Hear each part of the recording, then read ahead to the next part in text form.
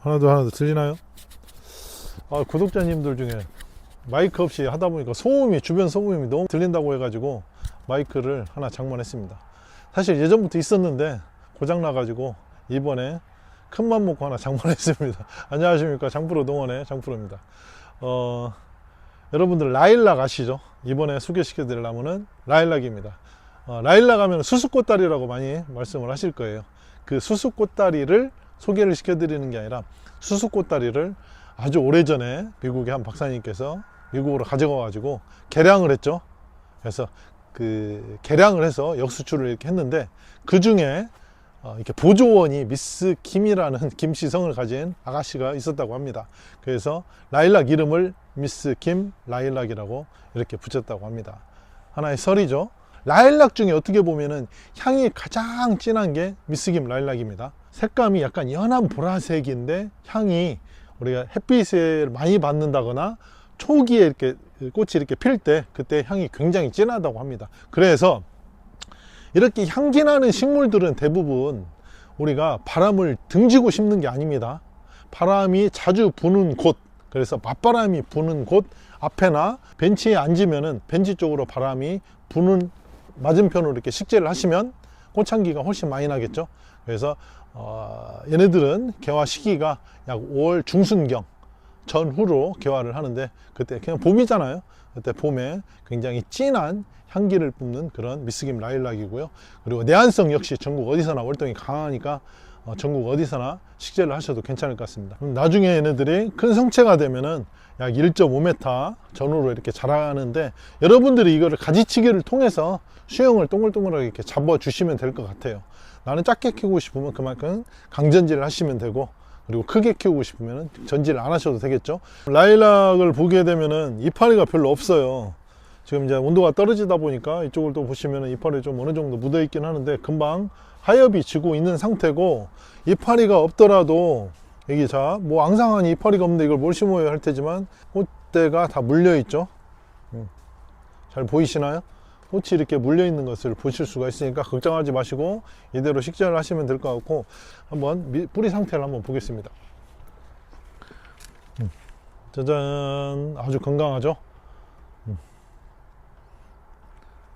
화분 상태, 그러니까 안에서 뿌리도 아주 건강하게 잘 자라기 때문에 지금 식재를 하시면 내년 봄에 꽃을 많이 보실 수가 있고, 병충해에 굉장히 강한 식물입니다. 특별히 여러분들이 관리를 안 하시더라도 아주 잘 자라는 그러한 수종 중에 하나죠, 미스김 라일락. 그리고 척박한 환경에서도 미스김 라일락 같은 경우는 굉장히 잘 자랍니다. 근데 기본적으로 항상 배수가 잘 되고 유기물이 풍부한 땅에 식재를 해주시면 훨씬 잘 자랄 것으로 생각을 합니다.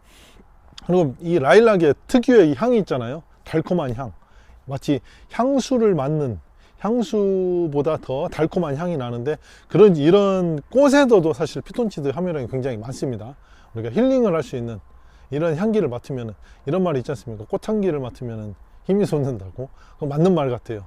그러다 보니까 라일락의 향기를 맡으면서 여러분들의 정원에 한번 식재를 하시는 것을 추천을 드리겠습니다. 네, 이번 시간에 소개시켜 드릴 나무는 유럽 분꽃입니다. 요즘 꽃나무들 중에 가장 핫한 나무들이 여러 가지가 있는데, 그 중에 또 하나죠, 유럽 분꽃. 또 분꽃 중에 향이 가장 진한 게 바로 이 유럽 분꽃입니다. 유럽 분꽃 같은 경우에는 일단 내한성이 굉장히 강합니다. 그래서 전국 어디서나 월동이 다 되는 그런 식물이고요. 그리고 지금 보시면 상태를 한번 볼까요? 자, 뿌리 한번 보십시오. 어마무시하죠.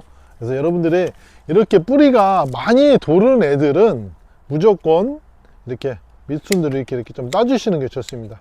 이런 상태에서 여기를 다 잘라 주셔야 돼요. 지금 뿌리가 굉장히 많죠. 이게 돌았다고 해서 좋은 게 아니라, 이런 뿌리들을 잘라 줌으로써 굵은 뿌리에서 또 새순이 나오면서 이렇게 자라거든요. 그리고 목대 역시 굉장히 튼튼합니다.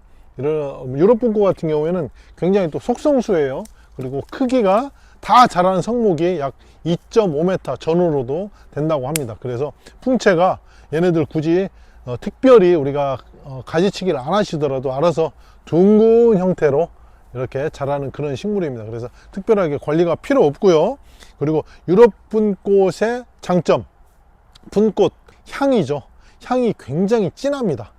굉장히 진하니까 여러분들이 항상 식재를 하실 때는 바람을 맞이할 수 있는 곳에 식재를 하시는 게 좋을 것 같고요.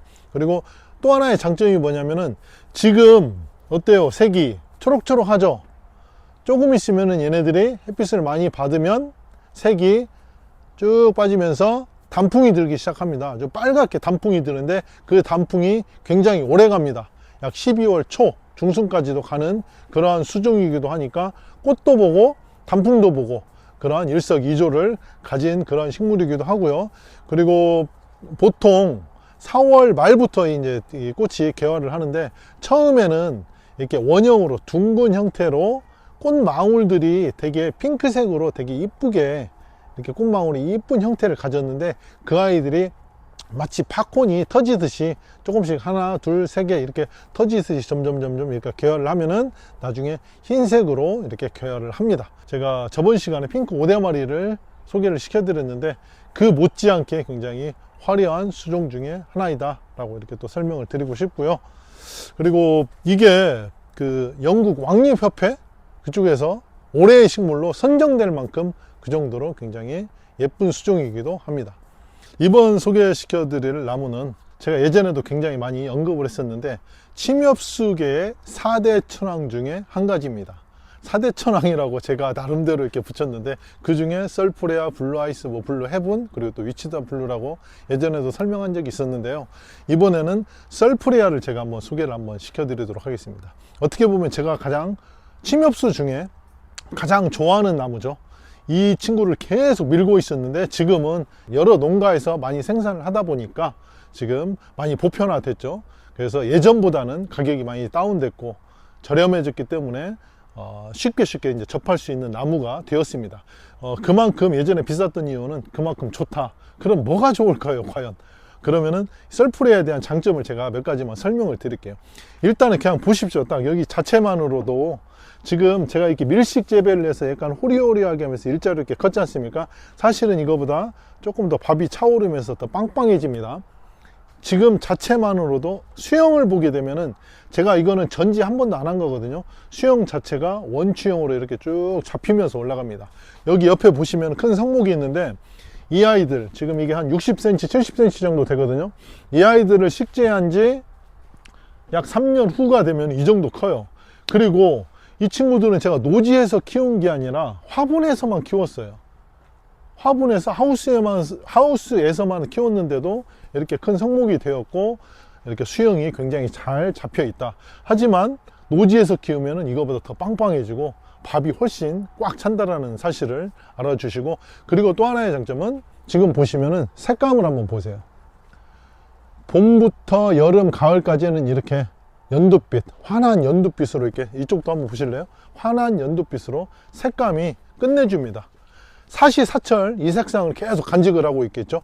그러다 보니까 꽃 같은 경우에는 우리가 한번 지고 나면은 약간, 그러니까 낙엽수라고 하잖아요. 꽃이 지고 나면은, 낙엽이 지고 하면 좀 앙상한 느낌이 들어서 약간 이질감도 있는데 이 아이들은 사시사철 이 형태를 갖추면서 색감도 이대로 간직을 하죠. 여기서 또 하나, 겨울에는 얘네들이 골드빛으로 변합니다. 이렇게 제가 한번 자료 사진 있으면은 자료 사진을 한번 이렇게 띄워드릴 텐데 이렇게 환한 센노란 이렇게 골드빛으로 이렇게 바뀌다 보니까 훨씬 더 겨울 조경으로도 훨씬 더 괜찮겠죠. 그리고 겨울에 아무래도 수영이 이렇게 침엽수 같은 경우는 이렇게 수영이 이쁘다 보니까 어때요? 크리스마스 트리로도 사용이 가능하겠죠. 그리고 반려식물로도 집에서 베란다에서도 키워도 아주 잘 자라는 친구들이거든요. 대신 베란다에 있되 햇빛은 좀 광량을 조금 많이 받아주는 게 이 친구들이 성장하는 데 큰 도움이 됩니다.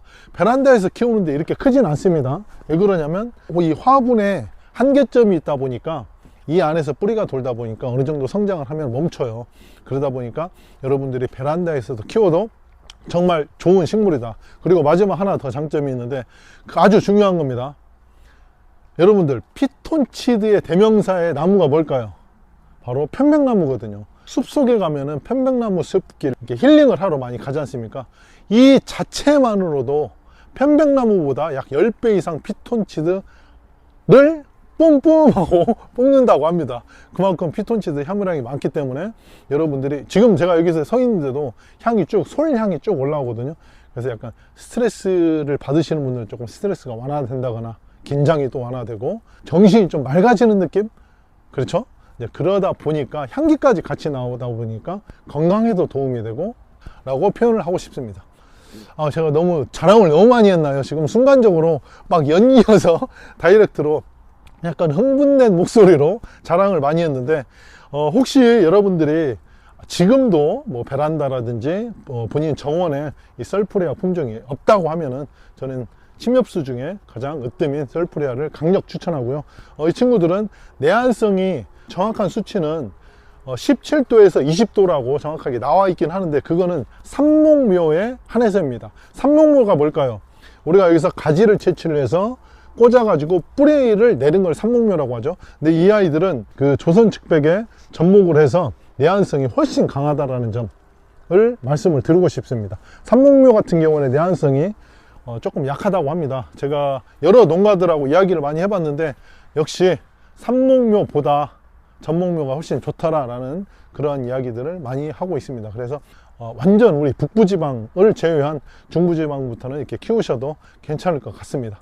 그래서 제가 원픽으로 침엽수 중에 원픽으로 강력하게 추천하는 수종 중에 하나인 썰프레아를 지금 이렇게 추천을 하고 있고요. 지금 보시면은 제가 여러분들에게 보내드릴 사이즈는 여기 보시면 어떤 이 화분 사이즈에 관계없이 약 60에서 큰 거는 80까지도 나옵니다. 80cm까지 화분 사이즈에 관계없이 전부 다 똑같은 연생이거든요. 단지 화분 크기에 따라서 제가 이렇게 식재를 조금 달리를 했거든요. 그리고 하나 더 말씀을 드리면 밑에서 약간 이렇게 휘어지는 경우도 있습니다. 이런 거 너무 신경 쓰지 마세요. 알아서 크면서 수영을 잡지만 조금만 더 깊게를 식재를 하셔도 괜찮고요. 그리고 침엽수를 관리를 할 때 제가 지금 가위가 있는데 나중에 얘네들이 성목이 되면 밑에를 자꾸 이렇게 따주세요.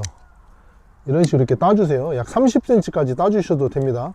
지금 일부러 저도 어린 묘목이지만 조금씩 땄잖아요. 이렇게 따는 이유는 통풍도 잘 돼야 되고 밑에서 어떤 해충, 병해충 같은 걸 조금 없애주기 위해서 이렇게 따주거든요. 특별한 관리를 하지 않아도 초보 가드너들도 쉽게 키울 수가 있기 때문에 제가 여러분들에게 강력 추천하는 썰프레아 침엽수입니다. 많이 사랑해 주세요.